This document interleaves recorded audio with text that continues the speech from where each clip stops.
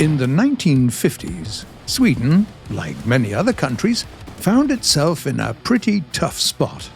Just a few years after the battles of World War II, Europe was already caught between two superpowers, the USSR with its satellite states and the US with the North Atlantic Alliance.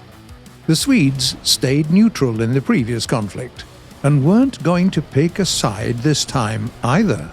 Despite that, Sweden still had to consider the possibility of a Soviet invasion, so naturally, they kept investing in defense capabilities.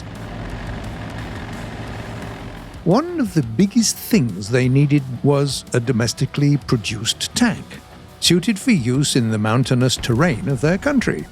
That vehicle had to be as compact as possible and come equipped with an autoloading system of some description. For a while, defense officials had high hopes for a project that was iterating on the design of the French AMX-13, but by the mid-1950s, the development stalled. By that point, Sweden had already resorted to buying Centurion tanks to fill their ranks, but there was no denying that the British vehicle, however excellent, was not what the military asked for, and so the efforts to develop a new tank continued. Around that time, an engineer called Sven Berger, who led the construction of the Stridsvagn 74, came up with a proposal for a new tank, the Strv S. His idea was as simple as it was radical. Berger proposed to eliminate the turret completely. And that made sense, as in combat conditions, most tank losses are the result of the turret being penetrated. At the same time, Berger wanted to equip the new tank with an autoloader allowing a high rate of fire. In the end, the production vehicle would fire up to 15 rounds per minute.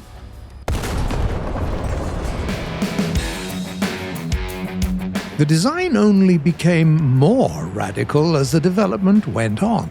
For example, Swedish engineers decided to power the tank with two different kinds of engines at the same time: the Rolls-Royce diesel and the Boeing turbine, creating a configuration with a unique set of strengths and drawbacks, like burning through fuel really fast while also allowing for a very compact arrangement. When it came to the crew, the Strv S was also fairly unorthodox. Originally, the crew was reduced to only 2, but later down the line, during the development, a third crew member was added, a driver/radio operator facing rearwards. The vehicle was also designed in a way that a single person was able to handle all functions of the tank from their ordinary position due to duplicate controls. During 1960, the Army placed an initial pre-production order for 10 vehicles. It took engineers at Bofors 3 years to make the vision of Berger into a reality, and in the fall of 1963, the Swedish Army finally received their first prototype tank, now known as the Strv 103-0. It's worth noting that the vehicle had only 40 millimeters of armor protecting it from the front, which was really low for the time. The idea was that enemy projectiles, including modern large-caliber rounds, would simply bounce off the tank's armor, slanted at an angle of almost 80 degrees.